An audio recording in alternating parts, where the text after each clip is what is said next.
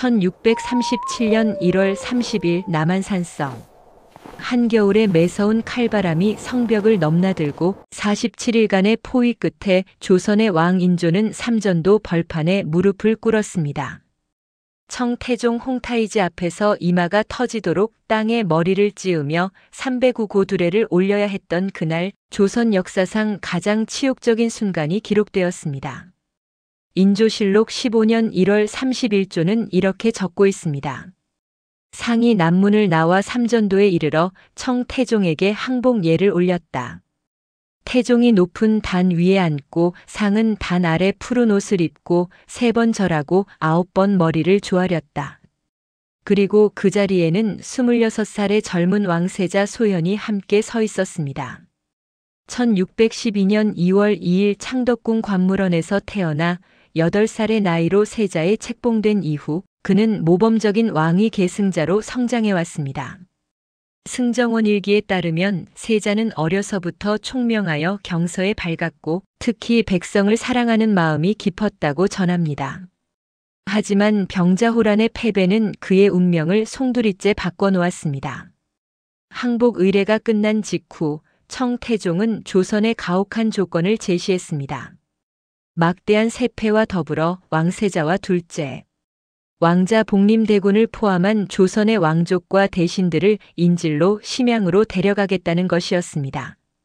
청태종실록 숭덕 2년 정월조에는 조선 국왕의 장자와 차자 그리고 대신의 자제들을 심양으로 보내 우리의 성의를 보이도록 하라는 명령이 기록되어 있습니다.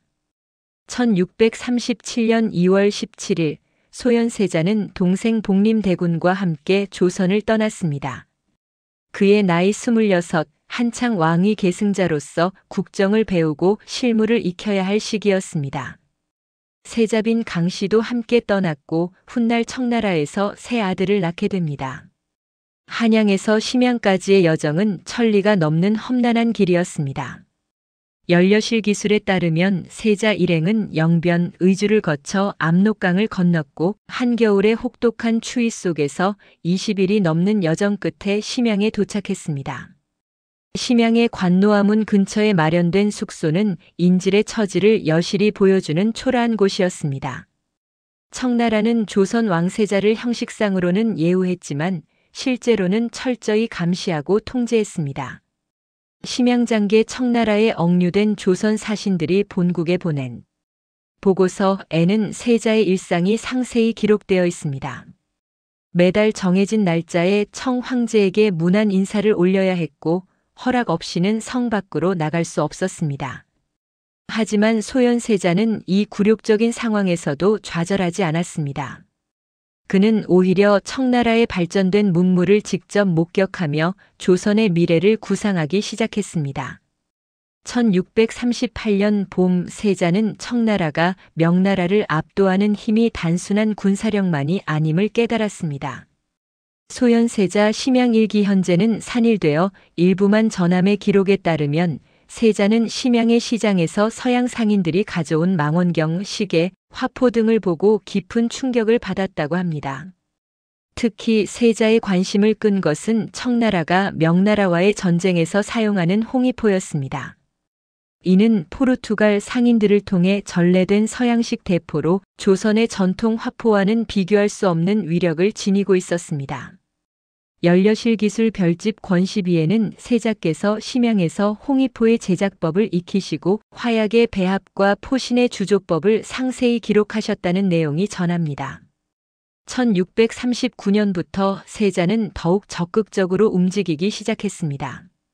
그는 청나라와의 무역을 통해 인삼, 담비 가죽 등 조선의 특산물을 팔아 상당한 재물을 모았습니다.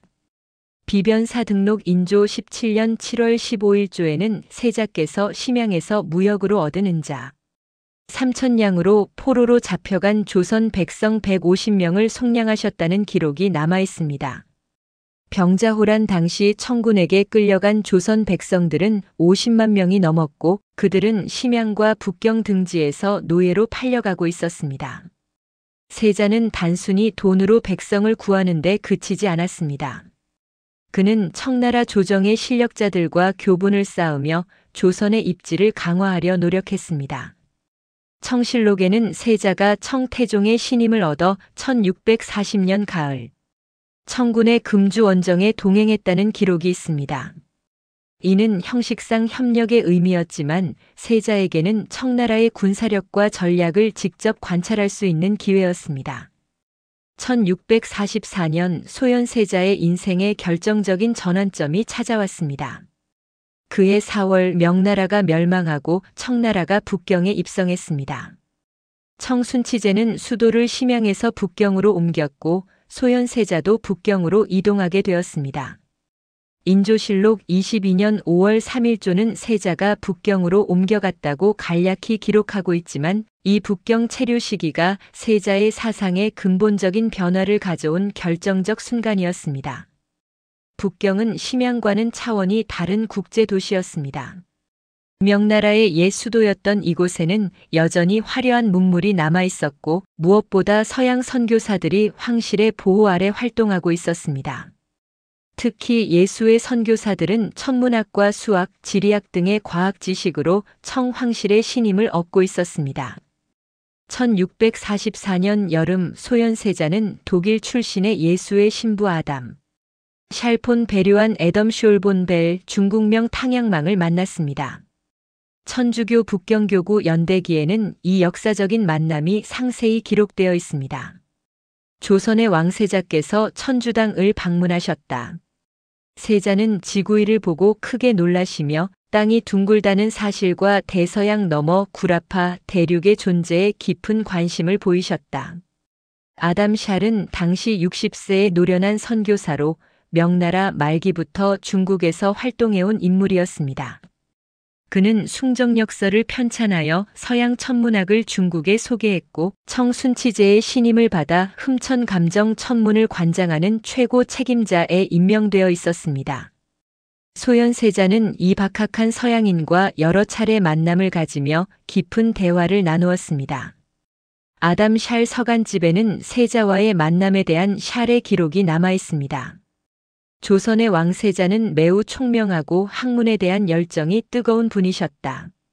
그분은 나에게 지구의 크기와 5대양 6대주에 대해 물으셨고 갈릴레오의 망원경과 코페르니쿠스의 지동설에 대해서도 질문하셨다.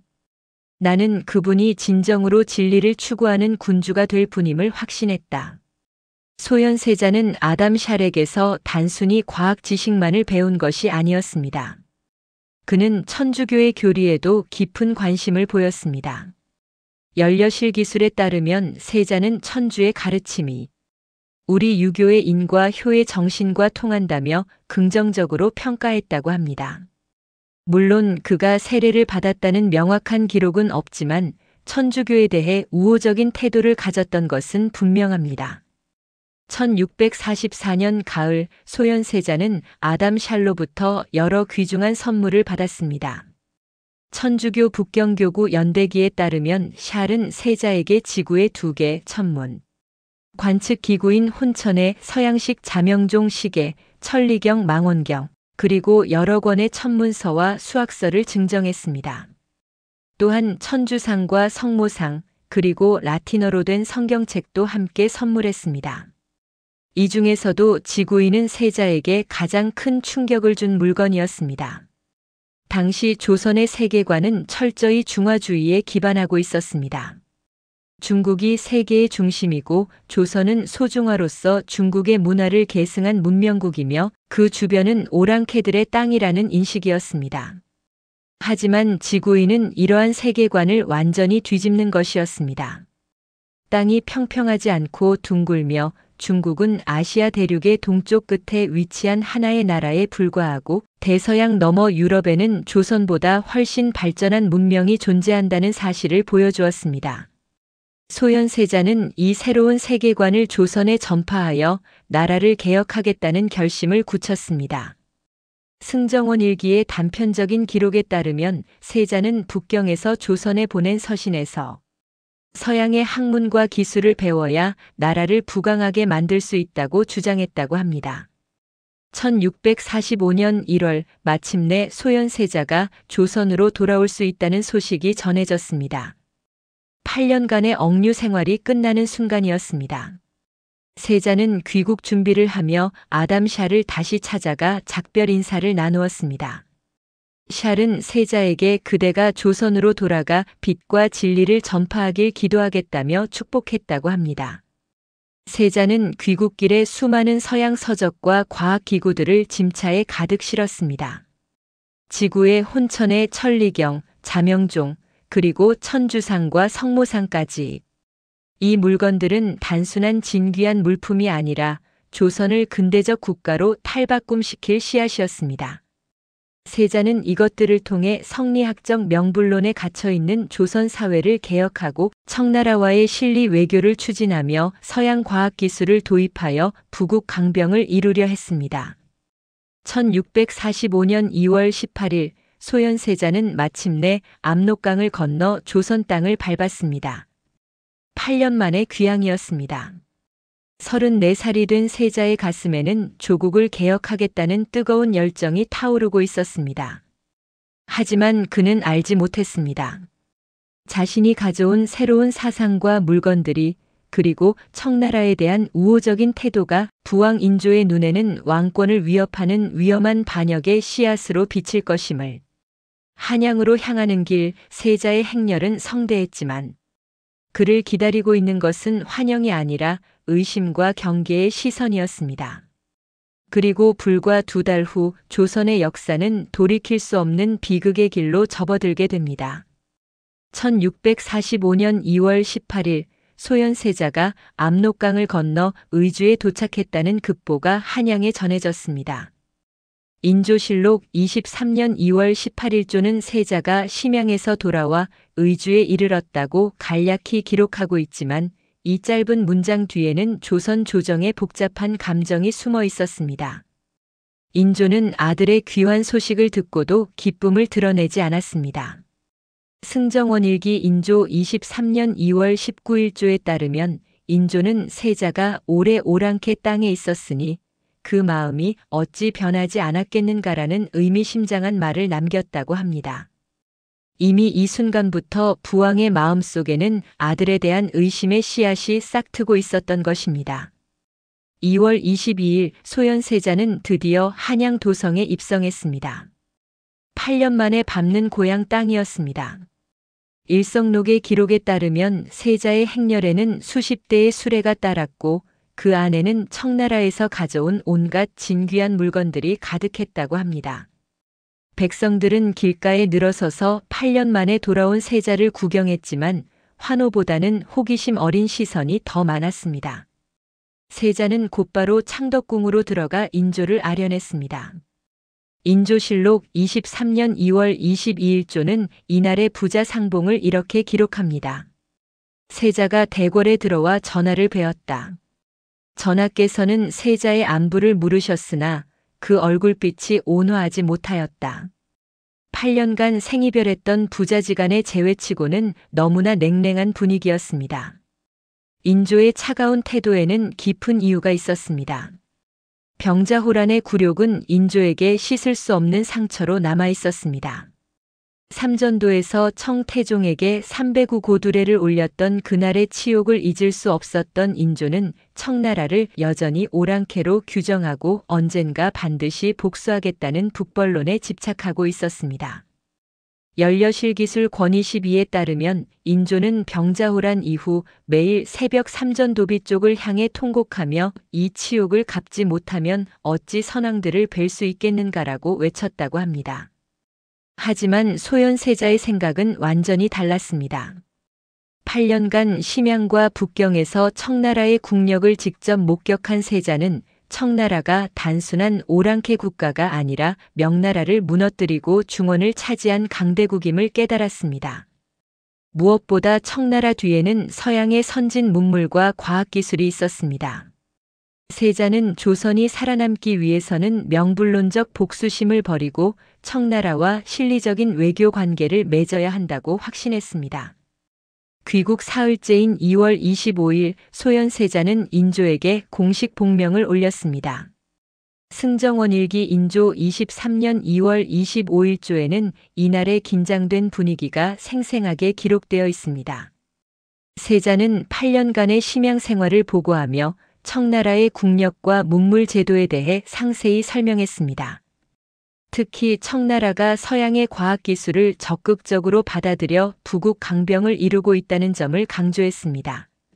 청나라는 홍위포를 제조하여 명나라의 성을 무너뜨렸고 서양의 천문학으로 정확한 역법을 만들었습니다. 우리도 이러한 실용적인 학문을 배워야 합니다. 세자의 이 말에 조정은 술렁였습니다.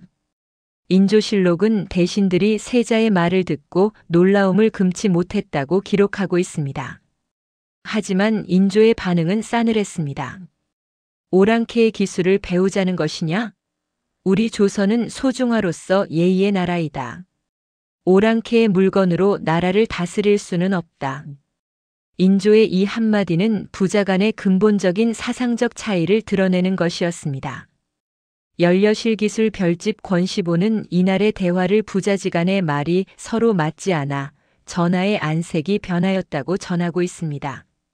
더 큰 충돌은 며칠 후 발생했습니다. 3월 초 소현세자는 청나라에서 가져온 물건들을 인조에게 헌상했습니다. 승정원일기 인조 23년 3월 3일조에 따르면 세자는 지구의 2개, 혼천에, 자명종 시계, 천리 경망원경, 그리고 각종 서양 서적들을 바쳤습니다. 그 중에서도 가장 문제가 된 것은 지구의와 천주상이었습니다. 세자는 인조 앞에서 지구의를 돌리며 설명했습니다. 전하, 이것을 보십시오. 땅은 평평하지 않고 둥글며 해와 달과 별들이 땅 주위를 도는 것이 아니라 땅이 스스로 돌고 있습니다. 중국은 세계의 중심이 아니며 대서양 너머 구라파 유럽에는 우리보다 훨씬 발전한 나라들이 있습니다. 이 말을 듣는 순간 인조의 얼굴이 굳어졌습니다. 인조실록 23년 3월 3일조는 전하께서 크게 노하셨다고 기록하고 있습니다. 인조에게 이 지구인은 단순한 과학기구가 아니었습니다.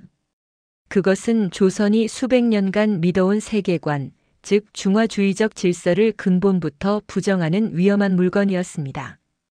당시 조선의 지배 이념은 성리학이었고 성리학은 명나라를 중화 문명의 적통으로 조선을 그 문화를 계승한 소중화로 규정했습니다. 천원지방 하늘은 둥글고 땅은 네모지다의 우주관이 지배적이었고 중국이 세계의 중심이라는 화이론이 절대적 진리였습니다. 그런데 세자가 가져온 지구인은 이 모든 것을 뒤집는 것이었습니다. 영의정 김유가 앞으로 나섰습니다. 세자 저하, 이것은 오랑캐들이 만든 괴상한 물건입니다. 어찌 이런 것으로 우리의 성현들이 정립한 우주의 이치를 부정하실 수 있습니까? 비변사 등록 인조 23년 3월 4일조에 따르면 대신들 대부분이 김유의 의견에 동조했다고 합니다. 하지만 소현세자는 물러서지 않았습니다. 영상, 이것은 괴상한 물건이 아닙니다. 서양의 학자들이 수백 년간 관찰하고 계산하여 만든 과학의 결과물입니다.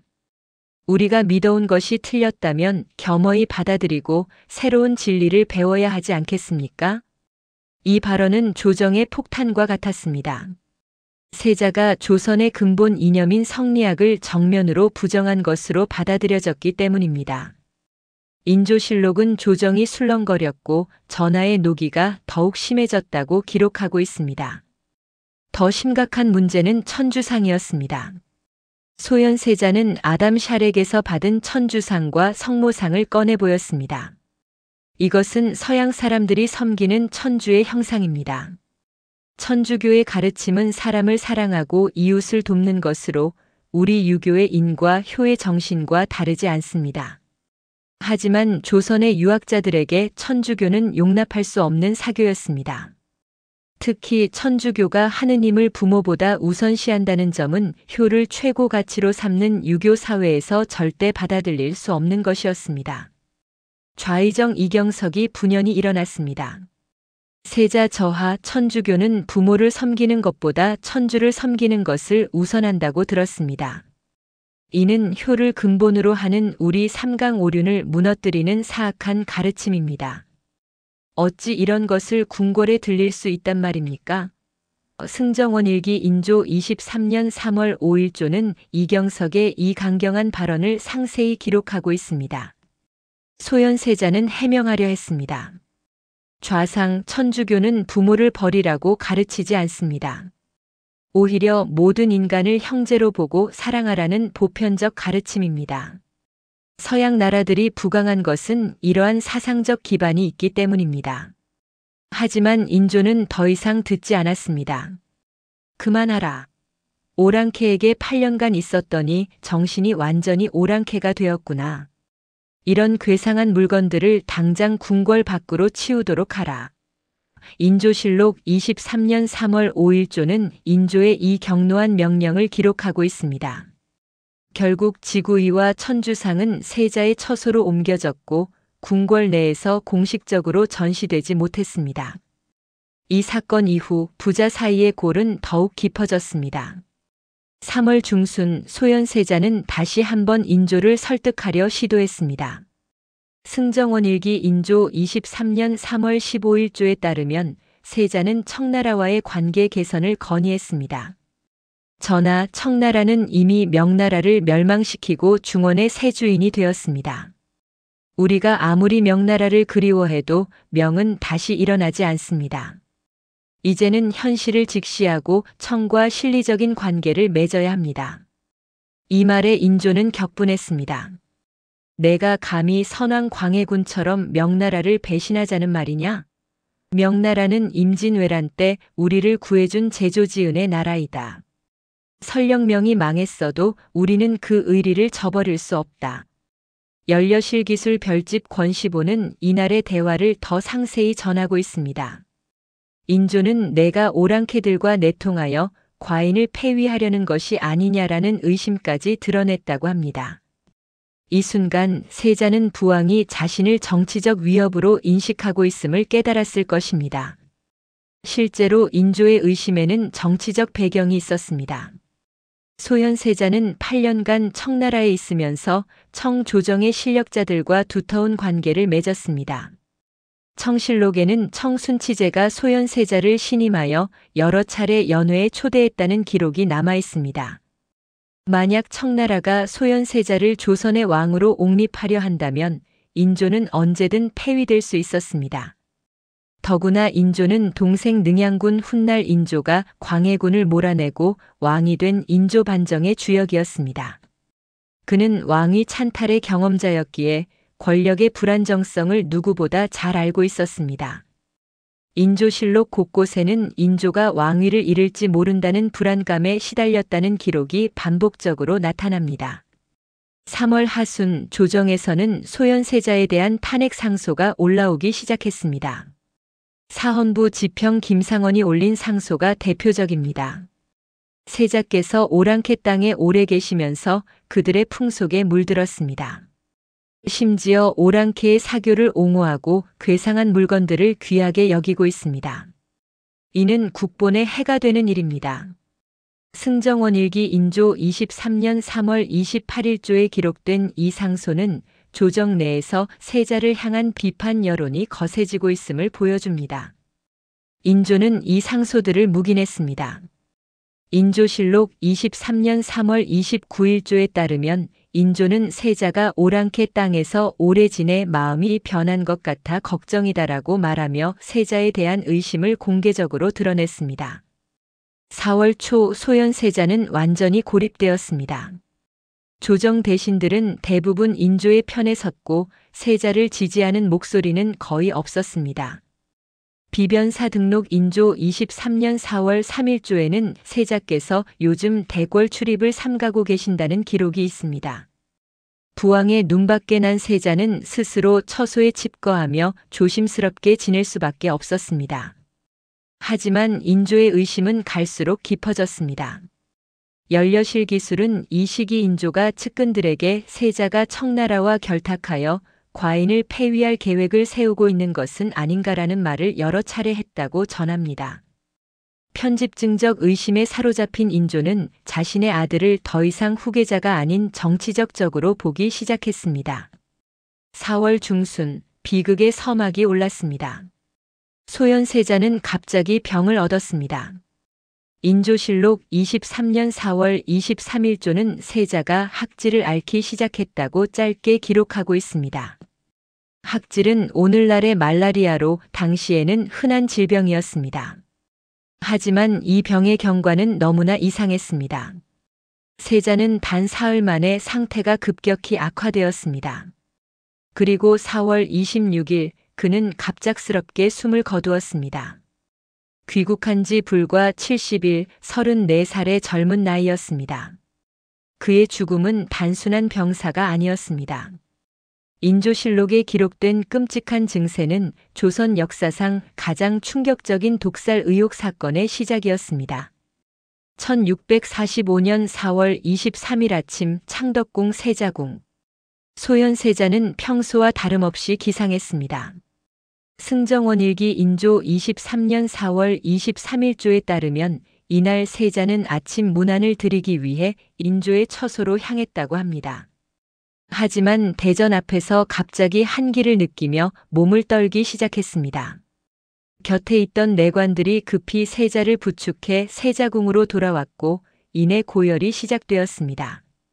세자의 병세는 학질의 전형적인 증상이었습니다. 학질은 당시 조선에서 흔한 질병으로 모기를 매개로 전염되는 말라리아를 가리키는 말이었습니다.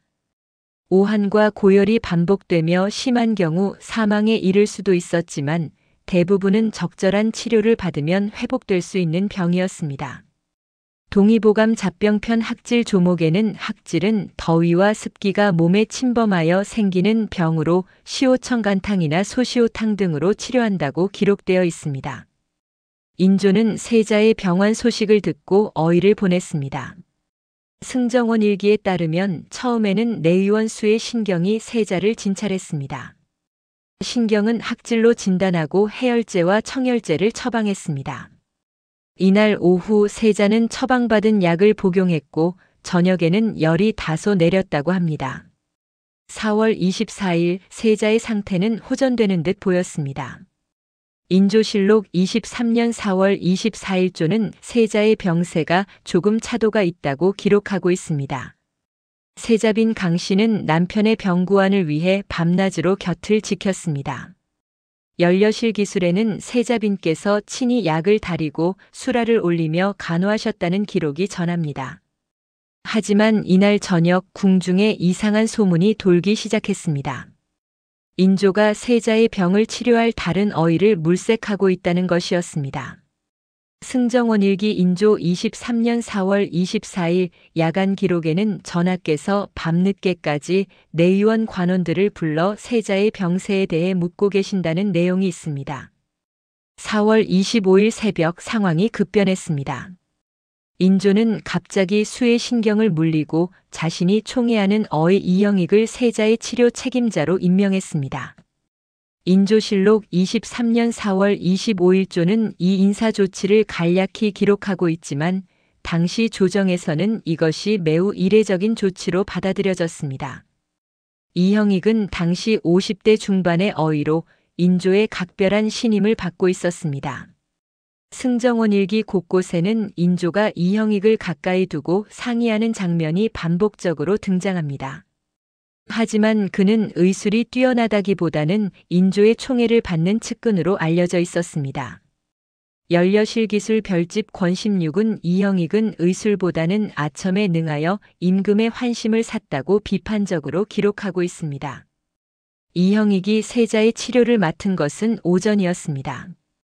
그는 세자를 진찰한 후 기존의 약 처방을 모두 바꾸었습니다.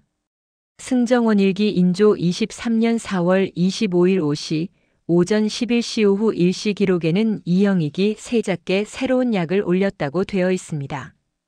하지만 이 약의 구체적인 처방 내용은 기록에 남아있지 않습니다. 통상적으로 왕족의 약 처방은 상세히 기록되는 것이 관례였는데 유독 이날의 처방전은 실록이나 승정원 일기 어디에도 남아있지 않습니다.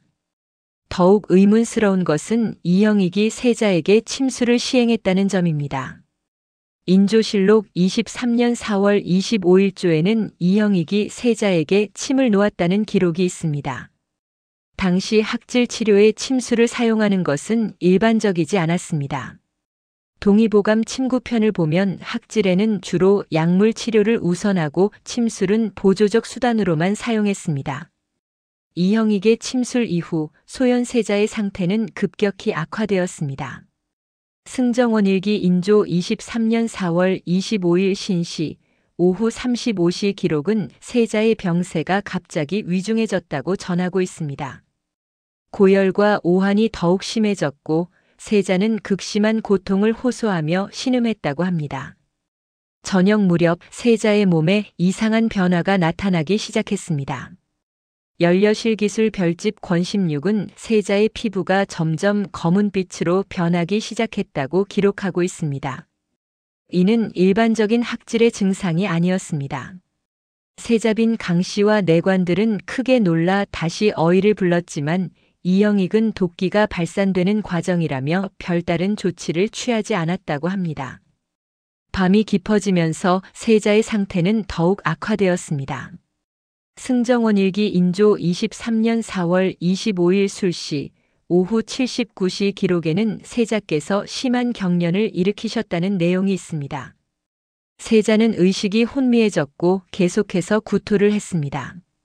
내관들이 급히 인조에게 보고했지만 인조는 직접 세자를 문병하지 않았습니다. 인조실록은 전하께서 세자의 병환을 크게 염려하셨으나 몸이 불편하여 친히 가보지는 못하셨다고 기록하고 있습니다. 4월 26일 새벽 비극이 일어났습니다. 묘시 오전 57시 무렵 소현세자의 증세는 극에 달했습니다. 승정원 일기 인조 23년 4월 26일 묘시 기록은 당시의 참혹한 상황을 이렇게 전하고 있습니다.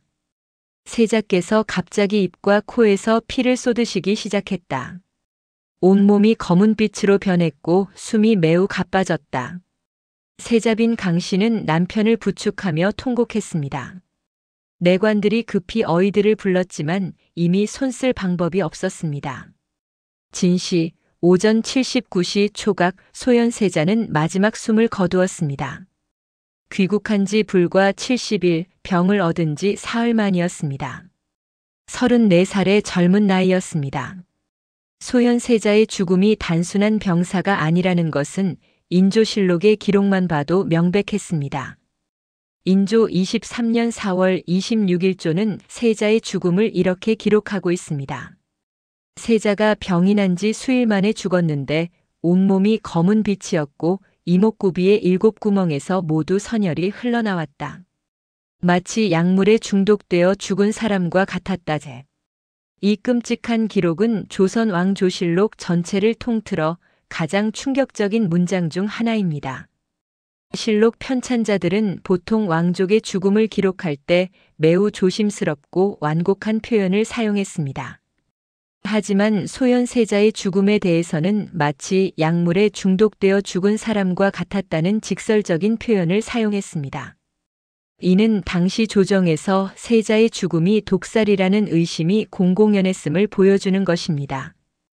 온몸이 검게 변하고 7구멍 즉 2눈, 2귀, 2콧구멍, 입에서 피가 쏟아지는 증상은 일반적인 학질로는 절대 설명될 수 없는 것이었습니다. 동의보감 전체를 살펴봐도 학질로 인해 이러한 증상이 나타난다는 기록은 찾을 수 없습니다. 현대의학의 관점에서 볼 때 이러한 증상은 강력한 맹독에 중독되었을 때 나타나는 전형적인 징후입니다. 특히 비소 중독의 경우 급성 중독 시 구토, 설사, 경련, 전신 변색, 다량의 출혈 등이 나타나는데 이는 소현세자의 증상과 정확히 일치합니다. 조선시대의 독살에 가장 많이 사용된 독극물은 바로 비소였습니다. 신증동 국여지 승남 물산조에는 비상은 독성이 극렬하여 소량만 먹어도 사람이 죽는다고 기록되어 있습니다. 세자의 죽음 직후 궁중은 충격과 혼란에 빠졌습니다. 승정원 일기 인조 23년 4월 26일 오전 기록에는 세자께서 승하시자 궁중이 크게 소란스러웠다고 되어 있습니다.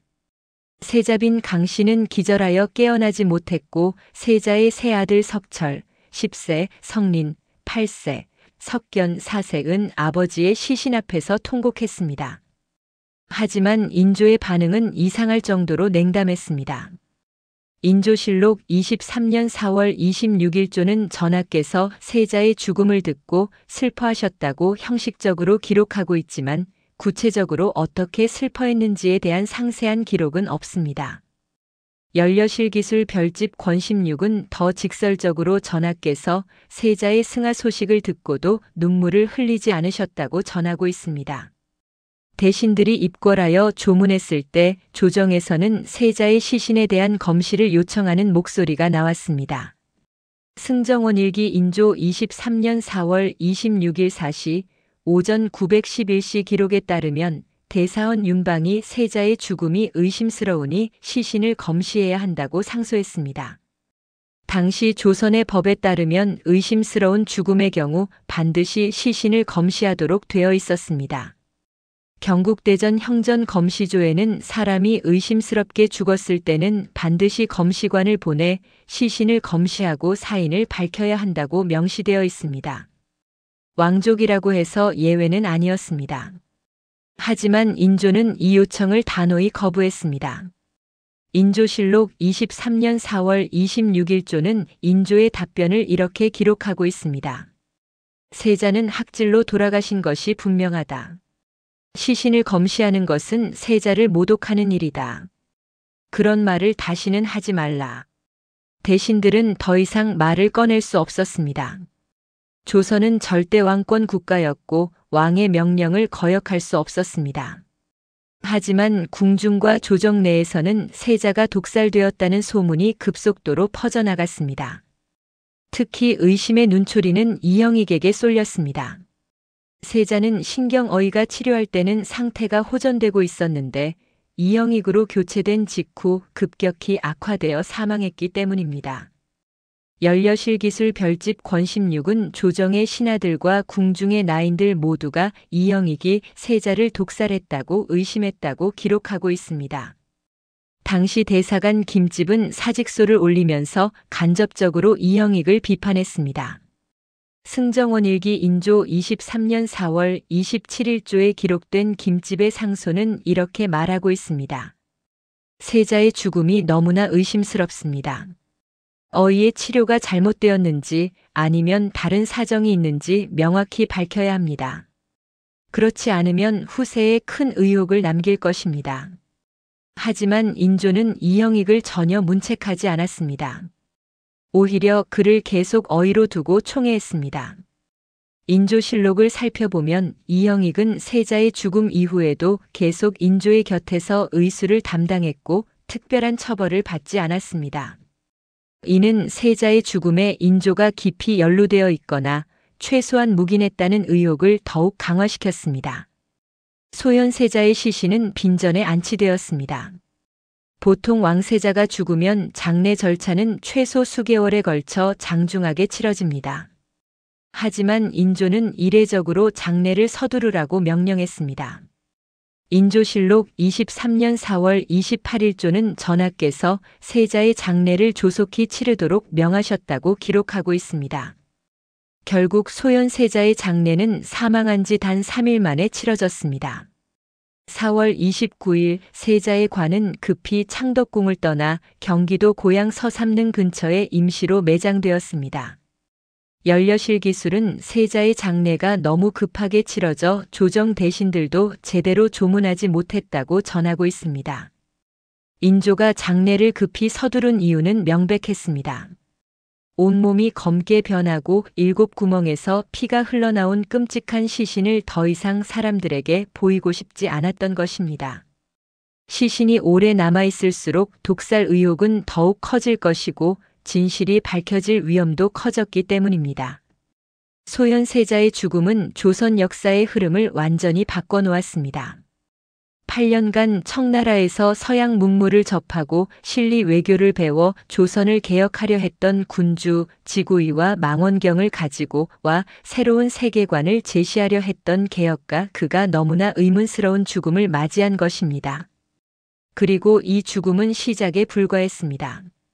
소현 세자의 죽음 이후 그의 가족들에게 더욱 끔찍한 비극이 기다리고 있었습니다.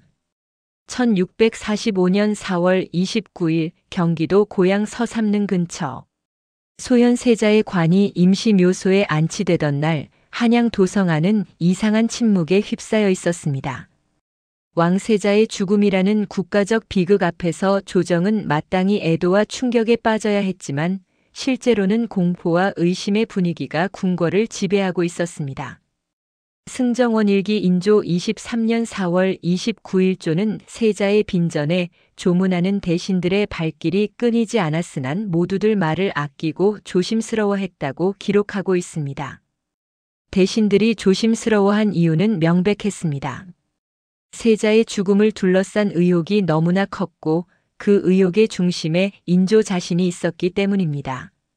함부로 진실을 말하는 것은 목숨을 거는 일이었습니다. 세자의 장례가 끝난 직후인 4월 30일 인조는 이형익을 불러 따로 만났습니다. 승정원 일기 인조 23년 4월 30일 해시 밤 911시 기록에는 전하께서 야심에 이형익을 불러 오래도록 이야기를 나누셨다는 내용이 있습니다.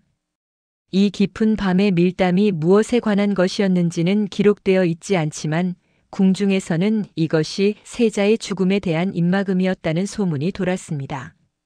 더욱 의문스러운 것은 이형익에 대한 인조의 파격적인 대우였습니다. 보통 왕족의 치료를 담당한 어의가 환자를 사망에 이르게 하면 설령 자연사라 할지라도 치료 과실 책임을 물어 파직되거나 처벌받는 것이 관례였습니다. 경국대전 예전 의관조에는 왕족을 치료하다 사망케 한 의관은 그 책임을 물어 조사한다고 명시되어 있습니다. 하지만 인조는 이형익을 전혀 문책하지 않았을 뿐만 아니라 오히려 더욱 총애했습니다. 인조실록 23년 5월 3일조에는 전하께서 이형익에게 가자 관직 승진들 내리셨다는 기록이 있습니다. 왕세자를 죽음에 이르게 한 어의에게 상을 내린 것입니다. 이는 조선 역사 전체를 통틀어도 유례를 찾기 어려운 일이었습니다. 연려실기술 별집 권십육은 이 상황을 더 직설적으로 전하고 있습니다.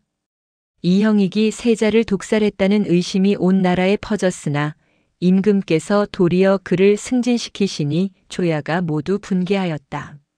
하지만 감히 말하는 자가 없었으니 임금의 뜻을 거스를 수 없었기 때문이다. 5월 중순 조정에서는 용기 있는 신하 한 명이 나섰습니다. 사헌부 장령 이시방이 상소를 올려 이형익을 탄핵한 것입니다. 승정원 일기 인조 23년 5월 15일조에 기록된 이시방의 상소는 다음과 같습니다. 세자 저하께서는 본래 건강하셨는데 학지를 얻은 지 사흘 만에 갑자기 승하셨습니다. 더욱이 온몸이 검게 변하고 7구멍에서 피가 흘러나왔다 하니 이는 보통 병사가 아닙니다. 어의 이형익이 치료를 맡은 직후 세자의 병세가 급격히 악화되었으니 반드시 그 경위를 조사해야 합니다. 만약 치료 과실이 있다면 마땅히 법에 따라 처벌해야 하고 만약 다른 사정이 있다면 더욱 명백히 밝혀야 합니다. 이 상소는 직접적으로 독사를 거론하지는 않았지만 이형익의 책임을 묻는 동시에 세자의 죽음에 다른 사정이 있을 수 있다는 암시를 담고 있었습니다. 조정은 긴장했습니다. 인조가 어떻게 반응할 것인지 모두가 주목했습니다. 인조의 반응은 경로였습니다. 인조실록 23년 5월 15일조는 전하께서 크게 노하시며 이시방을 파직하고 삭탈관직하셨다고 기록하고 있습니다. 인조는 이시방을 불러 직접 꾸짖었습니다. 내가 감히 죽은 세자를 위한다는 명목으로 과인을 모욕하는가? 세자는 학질로 돌아가셨고 이형익은 최선을 다해 치료했다. 다시는 이런 망령된 말을 하지 말라. 이시방은 결국 유배형에 처해졌습니다. 승정원 일기 인조 23년 5월 18일조에는 이시방을 경상도 거제도로 유배 보냈다는 기록이 있습니다. 이 사건 이후 조정에서는 더 이상 감히 세자의 죽음에 대해 의문을 제기하는 신하가 나타나지 않았습니다. 인조의 메시지는 명확했습니다. 세자의 죽음에 대해 의심하거나 진실을 밝히려는 자는 가혹한 처벌을 받을 것이라는 경고였습니다. 하지만 궁중 내부에서는 진실을 아는 사람들이 있었습니다. 특히 세자의 임종을 지켜본 내관들과 나인들은 그날 밤의 끔찍한 광경을 생생히 기억하고 있었습니다. 연려실기술 별집 권16은 당시 궁중에서 떠돌던 증언들을 기록하고 있습니다. 세자궁의 상궁 박씨의 증언이 특히 주목할 만합니다. 이형익 어이가 세자께 침을 놓은 후 세자께서 갑자기 극심한 고통을 호소하시며 배가 불에 타는 것 같다고 말씀하셨습니다. 그 후 온몸이 경련을 일으키며 검게 변하기 시작했습니다. 이형익은 이것이 도끼가 빠져나가는 과정이라고 했지만 우리 모두는 그것이 거짓말임을 알았습니다. 또 다른 내관 김모의 증언도 전해집니다. 이형익이 세자께 올린 약은 색깔이 이상했습니다. 평소 어이들이 조제하는 약탕은 갈색이나 검은색인데 그날 이형익이 가져온 약은 희고 탁한 색이었습니다. 세자께서 그 약을 드신 후 얼마 지나지 않아 구토를 시작하셨습니다. 이러한 증언들은 공식 기록에는 남지 않았지만 입에서 입으로 전해지며 세자의 독살설을 뒷받침했습니다. 특히 이형익이 사용한 침술에 대한 의심이 컸습니다. 당시 조선에서는 독약을 주사기처럼 주입하는 기술은 없었지만 침 끝에 독을 묻혀서 찌르는 방법은 가능했습니다. 동의보감 침구편을 보면 침술은 매우 정밀한 의술로서 잘못 사용하면 환자의 생명을 위협할 수 있다고 경고하고 있습니다. 침을 놓을 때는 반드시 혈자리를 정확히 찾아야 하며 깊이와 각도를 잘못하면 내장을 다치게 할 수 있다는 기록이 있습니다. 만약 이형익이 의도적으로 잘못된 혈자리에 독을 묻힌 침을 놓았다면 이는 완벽한 독살 방법이었을 것입니다. 5월 말 인조는 세자의 죽음에 대한 모든 의혹을 잠재우기 위해 공식 발표를 했습니다. 인조실록 23년 5월 27일조는 인조의 교서를 기록하고 있습니다. 세자는 심양에서 돌아온 후 몸이 허약했고 8년간 오랑캐 땅에서 고생하며 얻은 지병이 있었다. 학지를 얻은 것은 불행한 일이었으나 어이들이 최선을 다해 치료했음에도 하늘의 뜻을 거스를 수 없었다. 세자의 죽음을 두고 망령된 소문을 퍼뜨리는 자가 있다면 이는 국가를 어지럽히는 역적과 같으니 엄벌할 것이다. 이 교서는 세자의 죽음이 자연사였다고 공식적으로 못 박는 동시에 의혹을 제기하는 것 자체를 역모로 규정하는 강력한 경고였습니다. 인조는 진실을 은폐하기 위해 국가 권력을 총동원한 것입니다. 하지만 인조의 은폐 작업은 여기서 끝나지 않았습니다. 6월 초 인조는 세자의 시신이 안치된 묘소 주변을 일반인의 출입 금지 구역으로 선포했습니다. 승정원 일기 인조 23년 6월 7일조에는 세자의 묘소 주변 십리 이내를 금표로 정하고 무단 출입자는 처벌한다는 명령이 기록되어 있습니다. 이는 사람들이 묘소를 찾아가 참배하거나 혹시라도 시신을 확인하려는 시도를 원천적으로 차단하기 위한 조치였습니다. 더 나아가 인조는 세자와 관련된 기록들을 철저히 통제했습니다. 인조실록을 편찬할 때 세자의 죽음에 관한 기록은 최소화되었고 특히 독살 의혹을 뒷받침하는 상소나 증언들은 대부분 누락되었습니다. 실록에 남아있는 온몸이 검은 빛이었고 7구멍에서 모두 선혈이 흘러나왔다는 구절은 편찬자들이 너무나 명백한 증거여서 차마 삭제할 수 없었기에 남겨진 것으로 보입니다. 연려실기술 별집 권16은 이러한 기록 말살 작업에 대해 이렇게 전하고 있습니다. 세자의 죽음 이후 많은 신하들이 상소를 올렸으나 대부분이 승정원 일기나 실록에 제대로 기록되지 않았다. 후세의 진실을 알리려던 이들의 노력은 임금의 권력 앞에 무력했다. 이형익은 세자의 죽음 이후 더욱 승승장구했습니다. 승정원 일기를 살펴보면 그는 1645년 여름부터 인조의 전속 어이로서 거의 매일 임금을 아련했습니다. 인조 23년 7월 12일조에는 전하께서 이형익과 함께 내탕고에 들어가셨다는 기록이 있는데 이는 어이가 임금과 함께 왕실의 비밀 금고에 들어간다는 것으로 극도의 신임을 의미합니다. 8월에는 이영익에게 통정대부라는 높은 품계가 내려졌습니다. 인조실록 23년 8월 15일조에는 이영익에게 통정대부의 품계를 내리고 포상으로 은자 100냥을 하사하셨다는 기록이 있습니다. 왕세자를 죽음에 이르게 한 어이가 처벌은커녕 파격적인 상을 받는 기괴한 상황이 벌어진 것입니다. 조정의 대신들은 이러한 인조의 행동을 이해할 수 없었지만 감히 말을 꺼낼 수 없었습니다. 좌의정 이경석은 사적인 자리에서 동료 신하들에게 임금께서 이영익을 이토록 총애하시는 것은 그가 임금의 비밀을 알고 있기 때문이 아니겠는가라고 말했다고 합니다. 이 말은 연려실 기술에 간접적으로 기록되어 있는데 당시 조정 대신들이 세자의 죽음에 인조가 깊이 관여했다는 것을 암묵적으로 인정하고 있었음을 보여줍니다. 9월 세자의 시신을 정식으로 안장하는 문제가 논의되었습니다. 보통 왕세자가 죽으면 왕릉 근처에 격식 있는 묘를 조성하는 것이 관례였습니다. 하지만 인조는 이를 거부했습니다. 승정원일기 인조 23년 9월 3일조에는 대신들이 세자의 묘를 격식에 맞게 조성해야 한다고 건의했으나 인조가 당분간 현재의 묘소를 그대로 두라고 명령했다는 기록이 있습니다. 결국 소현 세자의 묘는 고향의 임시 묘소에 그대로 방치되었습니다. 이는 세자에 대한 인조의 냉대를 상징적으로 보여주는 것이었습니다. 심지어 묘비석조차 제대로 세워지지 않았습니다. 연려실 기술은 세자의 묘는 겨우 봉분만 있을 뿐 성물도 제대로 갖추지 못했다고 전하고 있습니다. 세자빈 강씨는 남편의 죽음 이후 깊은 슬픔에 빠졌습니다. 승정원일기 인조 23년 9월 중순 기록에는 세자빈께서 상심하여 병환이 깊다는 내용이 반복적으로 나타납니다. 강빈은 남편의 죽음이 단순한 병사가 아님을 직감하고 있었을 것입니다. 하지만 그녀는 왕실의 며느리로서 감히 진실을 말할 수 없는 처지였습니다. 더욱 끔찍한 것은 강빈도 곧 위험에 처하게 될 것이라는 점이었습니다. 소현 세자의 세 아들 원손 석철을 비롯한 세 왕손, 은정통 왕위 계승자들이었습니다.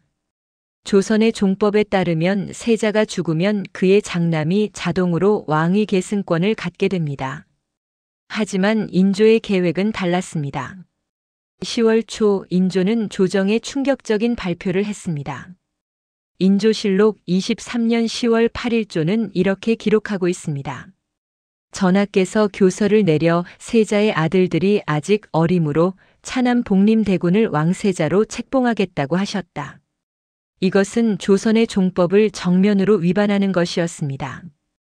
종법에 따르면 장손 우선이 원칙이었고 소현 세자의 장남 석철이 이미 10살로 세자 책봉이 가능한 나이였습니다. 하지만 인조는 이를 무시하고 자신의 둘째 아들 복림대군을 후계자로 정한 것입니다. 대신들 중 일부가 반대했습니다. 영중 추부사 신명세가 상소를 올렸습니다. 승정원일기 인조 23년 10월 11조에 기록된 신명세의 상소는 다음과 같습니다. 전하, 종법은 국가의 근본입니다. 소현 세자께서 비록 승하하셨으나 그 아드님들이 계십니다. 원손께서 이미 10살이시니 마땅히 원손을 세자로 삼으셔야 합니다. 복림대군을 세우시는 것은 종법에 어긋납니다. 하지만 인조는 단호했습니다. 원손은 아직 어리고 국가는 안정이 필요하다.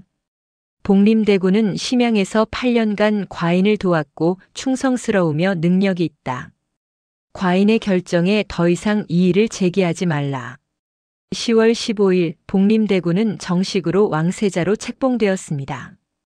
그가 훗날 조선의 제17대 왕 효종입니다.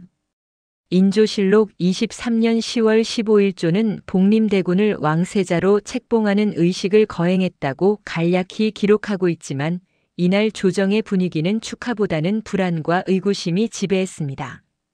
소현 세자의 죽음으로 시작된 비극은 이제 새로운 국면으로 접어들었습니다. 인조는 아들을 죽음으로 몰아넣은 것도 모자라 그의 가족까지 철저히 제거하려는 계획을 진행하고 있었습니다. 그리고 그 첫 번째 희생자는 세자빈 강씨가 될 것이었습니다. 이형익은 여전히 인조의 곁에서 충실한 신복으로 활동하고 있었습니다. 그는 소현세자를 죽음에 이르게 한 비밀을 알고 있었고 그 비밀은 그를 권력의 핵심부로 끌어올렸습니다. 하지만 이 비밀은 동시에 그의 목숨 줄이기도 했습니다. 그가 입을 열면 인조도 무사할 수 없었기 때문입니다. 1645년이 저물어가고 있었습니다. 소현세자가 죽은 지 반년이 지났지만 그의 죽음을 둘러싼 진실은 철저히 은폐되었습니다. 궁궐 깊숙한 곳에는 끔찍한 비밀이 묻혀 있었고 그 비밀을 아는 자들은 두려움 속에서 침묵해야 했습니다. 하지만 역사는 모든 진실을 기억합니다. 인조가 아무리 은폐하려 해도 인조실록에 남겨진 단 한 줄의 기록, 온몸이 검은 빛이었고 7구멍에서 모두 선혈이 흘러나왔다는 후세의 진실을 전하는 결정적인 증거가 되었습니다. 그리고 이제 소현세자의 가족들을 향한 더욱 잔인한 숙청이 시작되려 하고 있었습니다. 1646년 봄 창덕궁. 소현세자가 의문의 죽음을 맞이한 지 1년이 지났지만 궁궐 안의 긴장은 오히려 더욱 고조되고 있었습니다. 세자빈 강씨는 남편의 죽음 이후 세 아들 석철 10세, 성린 9세, 석견 5세, 과 함께 세자궁에 칩거하며 조용히 지내고 있었습니다. 하지만 인조의 눈에 이들은 여전히 위협적인 존재였습니다. 복림대군이 세자로 책봉되었지만 정통성의 문제는 여전히 남아 있었습니다. 조선의 종법에 따르면 소현세자의 장남 석철이 적통이었고 많은 신하들이 이를 인정하고 있었기 때문입니다. 연려실기술 별집 권17은 조정의 원로 대신들 중 상당수가 원손을 지지하고 있었으면 복림대군의 세자 책봉을 못마땅하게 여겼다고 전하고 있습니다. 인조는 이러한 불안을 해소하기 위해 소현세자의 가족을 완전히 제거해야 한다고 판단했습니다. 하지만 아무런 명분 없이 손자들을 해칠 수는 없었습니다. 그래서 그는 세자빈 강씨를 먼저 제거하는 계획을 세웠습니다. 어머니가 제거되면 어린 왕손들은 자연스럽게 고립되고 정치적 위협이 사라질 것이기 때문입니다. 1646년 3월 궁중에 이상한 소문이 퍼지기 시작했습니다. 세자빈 강씨가 인조를 원망하며 저주하고 있다는 소문이었습니다. 승정원 일기 인조 24년 3월 5일조에는 궁중에서 세자빈에 대한 좋지 않은 소문이 돌고 있다는 간접적인 기록이 있습니다. 이 소문의 출처는 명확하지 않았지만 궁중 내관들과 나인들 사이에서 급속도로 퍼져나갔습니다. 3월 중순 소문은 더욱 구체화되었습니다. 세자빈이 무당을 불러 인조를 저주하는 굿을 했다는 이야기가 나돌기 시작한 것입니다. 인조실록 24년 3월 18일조는 내관 김모가 세자빈께서 밤에 무당을 불러들였다고 고변했다고 기록하고 있습니다. 이 고변은 분명히 조작된 것이었습니다. 세자빈은 왕실의 며느리로서 엄격한 감시 아래 있었고 함부로 외부인을 불러들일 수 없는 처지였습니다. 더구나 그녀는 남편의 의문스러운 죽음 이후 극도로 조심하며 지내고 있었습니다. 연려실 기술은 세자빈께서는 남편 사후 거의 방을 나서지 않으셨고 세 아들을 보호하는 데만 전념하셨다고 전하고 있습니다. 하지만 인조는 이 고변을 빌미로 세자빈을 조사하기 시작했습니다. 3월 20일 인조는 의금부에 명령을 내려 세자빈의 처소를 수색하게 했습니다. 승정원 일기 인조 24년 3월 21조에는 의금부 나장들이 세자궁에 들어가 수색했다는 기록이 있습니다. 이는 왕실 며느리에 대한 전례 없는 모욕이었습니다. 수색 결과 의금부는 세자빈의 처소에서 증거물을 발견했다고 보고했습니다. 인조실록 24년 3월 21일조는 세자빈의 방에서 저주의 글이 적힌 종이와 인형이 발견되었다고 기록하고 있습니다. 하지만 이것이 정말 발견된 것인지 아니면 누군가 미리 심어놓은 것인지는 알 수 없었습니다. 세자빈은 즉시 의금부로 압송되어 신문을 받았습니다. 승정원 일기 인조 24년 3월 22일조에 따르면 세자빈은 모든 혐의를 부인했습니다.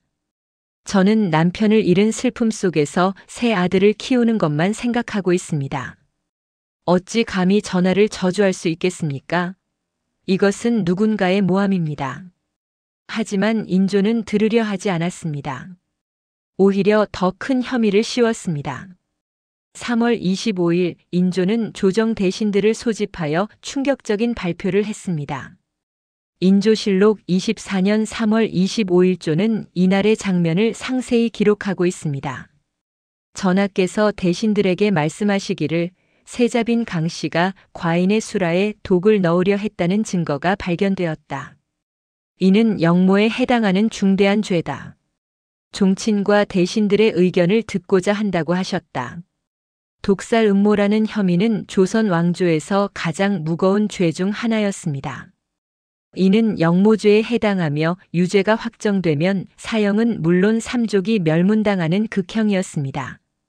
대신들은 경악했습니다. 세자빈이 정말 그런 일을 저질렀을 리 없다고 생각했지만 감히 왕의 주장을 정면으로 반박할 수 없었습니다. 영의정 김육이 조심스럽게 말했습니다. 전하, 세자빈은 왕실의 며느리입니다. 이는 중대한 사안이니 신중히 조사해야 합니다. 혹시 무고가 아닌지 다시 한번 확인하시기 바랍니다. 승정원 일기 인조 24년 3월 25일조에 기록된 김육의 이 발언은 당시 조정 대신들이 이 사건이 조작되었다고 의심하고 있었음을 보여줍니다. 하지만 인조는 단호했습니다. 증거는 명백하다. 세자빈은 남편의 죽음을 과인의 탓으로 돌리고 원한을 품고 있었다. 그래서 과인을 독살하려 한 것이다. 이는 용서할 수 없는 죄다. 인조의 이 말은 실질적으로 진실을 드러낸 것이었습니다. 세자빈이 남편의 죽음을 인조의 탓으로 돌렸다는 것은 실제로 소현세자의 죽음에 인조가 관여했음을 암시하는 것이었습니다. 하지만 대신들은 감히 이 점을 지적할 수 없었습니다. 3월 28일 의금부는 세자빈에게 유죄 판결을 내렸습니다. 인조실록 24년 3월 28일조는 의금부에서 세자빈 강씨가 영모를 꾀했다고 판결했다고 기록하고 있습니다. 재판은 형식적인 것이었고 결론은 이미 정해져 있었습니다. 4월 3일 인조는 최종 결정을 내렸습니다. 세자빈 강씨에게 사약을 내려 죽게 하는 것을 명령한 것입니다. 승정원 일기 인조 24년 4월 3일조는 이 끔찍한 명령을 기록하고 있습니다. 전하께서 세자빈에게 사약을 내리라 명하셨다. 세자빈은 사약을 받고 눈물을 흘리며 나는 억울하다. 하늘이 알 것이다라고 말씀하셨다고 한다. 세자빈 강씨는 남편이 죽은 지 꼭 1년 만에 억울한 누명을 쓰고 사약을 받아 죽었습니다. 그녀의 나이 37이었습니다. 소현세자와 세자빈 강씨, 조선의 미래를 이끌 부부는 이렇게 1년 간격으로 비극적인 죽음을 맞이했습니다. 세자빈의 죽음은 조정에 큰 충격을 주었습니다. 많은 신하들이 이것이 억울한 죽음이라고 생각했지만 공개적으로 반대할 수 없었습니다.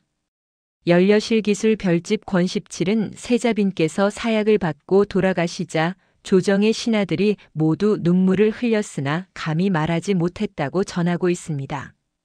세자빈이 죽자 인조는 즉시 그녀의 친정 가문을 공격했습니다. 세자빈의 아버지 강석기는 이미 몇 년 전에 사망했지만 그의 형제들과 조카들이 살아 있었습니다. 인조실록 24년 4월 5일조는 세자빈의 영모에 연루되었다는 이유로 강씨 가문이 남자들을 모두 체포하라 명하셨다고 기록하고 있습니다. 4월 중순 강씨 가문에 대한 처벌이 집행되었습니다. 세자빈의 오빠 강문성과 동생 강문량은 참수형에 처해졌습니다. 조카들도 모두 유배형을 받았습니다.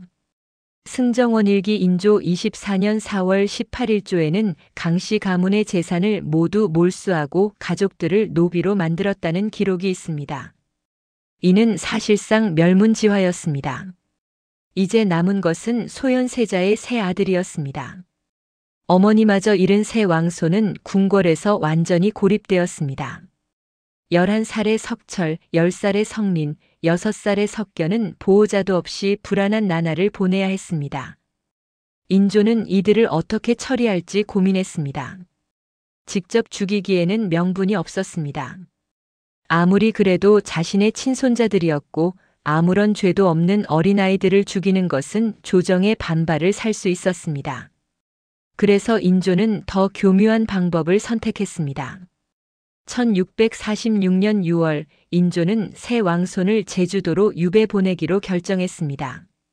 인조실록 24년 6월 12일조는 전하께서 교서를 내려 소현세자의 새 아들을 제주도로 안치하라 명하셨다고 기록하고 있습니다. 안치는 유배의 완곡한 표현이었습니다. 대신들이 반대했습니다. 우의정 이경여가 상소를 올렸습니다. 전하, 새 왕손은 어린아이들이고 아무 죄도 없습니다. 어찌 그들을 먼 섬으로 보내실 수 있습니까? 이는 천리에 어긋나는 일입니다. 승정원 일기 인조 24년 6월 13일조에 기록된 이경여의 이 상소는 당시 많은 신하들의 심정을 대변한 것이었습니다. 하지만 인조는 들은 척도 하지 않았습니다. 세자빈이 영모를 꾀했으니 그 자식들도 궁궐에 둘 수 없다. 제주도에서 조용히 지내게 하는 것이 그들을 위한 것이다. 6월 20일 새 왕손은 한양을 떠나 제주도로 향했습니다.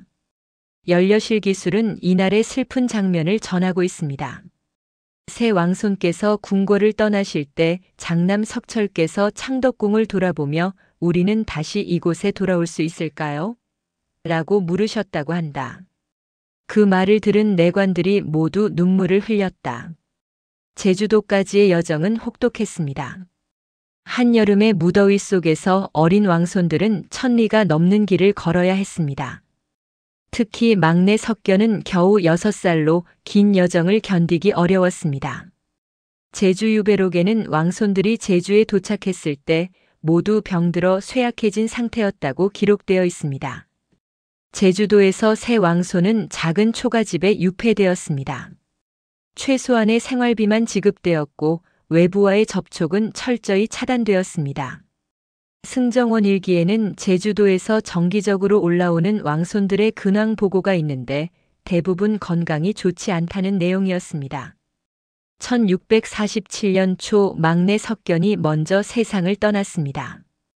인조실록 25년 1월 23일조는 제주도에 유배된 소현세자의 막내 아들이 병으로 죽었다고 짧게 기록하고 있습니다. 겨우 7살이었습니다. 연려실 기술은 석견의 죽음은 제주도의 열악한 환경과 영양 부족 때문이었다고 전하고 있습니다.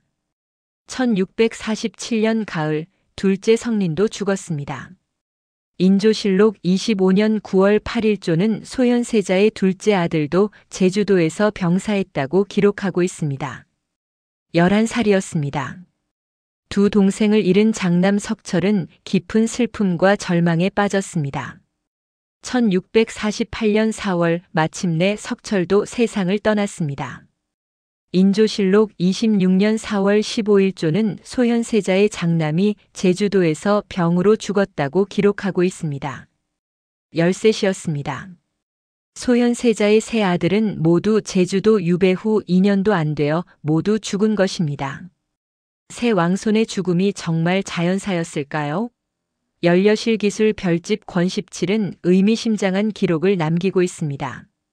새 왕손께서 제주도에서 모두 돌아가셨는데 그 죽음이 너무나 의심스러웠다. 왕손들을 지키던 관리들이 조정의 밀명을 받았다는 소문이 있었으나 확인할 방법은 없었다. 인조가 제주도 관리들에게 왕손들을 죽이라는 밀명을 내렸는지는 확실하지 않습니다. 하지만 왕손들을 열악한 환경에 방치하여 자연스럽게 죽게 만들었다는 것은 분명한 사실입니다. 어린아이들을 적절한 보호와 치료도 없이 제주도에 습하고 더운 환경에 방치한 것 자체가 사실상 살인이나 다름없었습니다. 1648년 여름 소현세자 가문은 완전히 멸문되었습니다. 세자 본인 세자빈 강씨, 세 아들, 그리고 세자빈의 친정 가문까지 불과 3년 사이에 한 가문이 통째로 사라진 것입니다. 이는 조선 왕조 역사상 가장 잔혹한 왕실 숙청 사건 중 하나였습니다. 인조는 이로써 자신의 권력을 확고히 했습니다. 더 이상 소현세자의 후손들이 왕위를 위협할 일은 없었습니다. 복림대군 훗날의 효종은 안정적으로 왕위를 계승할 수 있게 되었습니다. 인조실록 27년 1649 5월 8일조는 인조께서 승하하시고 세자 효종과 즉위하셨다고 기록하고 있습니다. 하지만 역사는 인조의 잔혹한 행위를 잊지 않았습니다. 연려실 기술의 편찬자 이긍익은 이렇게 평가했습니다. 인조께서 소현세자를 대하신 방식은 부자지간의 도리를 잃은 것이다. 세자의 죽음이 의심스러운데도 진상을 밝히지 않았고 세자빈을 억울하게 죽였으며 무고한 왕손들까지 죽게 만들었다. 이는 천리를 저버린 행위로 후세의 비판을 면할 수 없을 것이다. 소현세자의 죽음은 단순히 한 개인의 비극이 아니었습니다. 그것은 조선이 근대화로 나아갈 수 있었던 마지막 기회를 잃은 역사적 비극이었습니다. 만약 소현세자가 왕위에 올랐다면 그는 서양 과학기술을 도입하고 청나라와 실리 외교를 펼치며 조선을 개혁했을 것입니다. 지구이와 망원경, 천주교와 서양 학문이 조선 사회에 뿌리내렸다면 조선의 역사는 완전히 달라졌을 것입니다. 하지만 인조는 자신의 권력 욕심과 편협한 성리학적 세계관 때문에 아들을 죽였습니다. 그리고 그 결과 조선은 명불론과 북벌론에 갇혀 실질적인 개혁의 기회를 놓쳤습니다. 효종은 재위 내내 북벌을 준비했지만 실현하지 못했고 조선은 결국 19세기 말 근대화의 물결에 뒤처져 일본의 식민지가 되는 비극을 맞이했습니다. 소현세자의 무덤은 고향의 초라한 묘소에 그대로 남아 있습니다. 오늘날 그곳은 소경원이라 불리며 왕세자의 묘치고는 격이 낮은 원이라는 이름을 갖고 있습니다. 이는 인조가 죽은 후에도 소현세자에게 합당한 예우를 하지 않았음을 보여주는 것입니다. 역사학자들은 오늘날까지 소현세자의 죽음을 연구하고 있습니다. 인조실록에 남겨진 온몸이 검은 빛이었고 7구멍에서 모두 선혈이 흘러나왔다는 기록은 그가 독살되었을 가능성이 매우 높다는 것을 보여줍니다. 부왕 인조와의 극심한 사상적 대립, 이영익이라는 수상한 어이의 개입, 인조의 은폐 시도 그리고 이어진 가족 전체의 숙청까지. 모든 정황 증거는 이것이 계획된 정치적 살인이었음을 가리키고 있습니다. 소현세자 독살설은 단순한 역사적 의혹이 아닙니다. 그것은 권력의 잔혹함, 시대적 한계, 그리고 놓쳐버린 기회에 대한 통렬한 역사적 교훈입니다. 만약 조선이 소현세자의 개혁 의지를 받아들였다면 한국의 역사는 어떻게 달라졌을까요? 그 답은 영원히 알 수 없습니다. 하지만 우리가 확실히 아는 것은 1645년 4월 26일 창덕궁에서 일어난 비극이 조선의 운명을 바꿔놓았다는 사실입니다. 그리고 그 비극의 진실은 여전히 역사의 어둠 속에 묻혀 있으면서도 인조실록의 단 한 줄을 통해 우리에게 말을 걸고 있습니다. 온몸이 검은 빛이었고 7구멍에서 모두 선혈이 흘러나왔다. 마치 약물에 중독되어 죽은 사람과 같았다. 이 한 문장이 소현세자와 그의 가족들이 겪은 비극을 후세에 전하는 가장 강력한 증언입니다. 그들의 억울한 죽음은 400년이 지난 오늘날에도 우리에게 권력의 폭력성과 역사의 아픔을 일깨워주고 있습니다.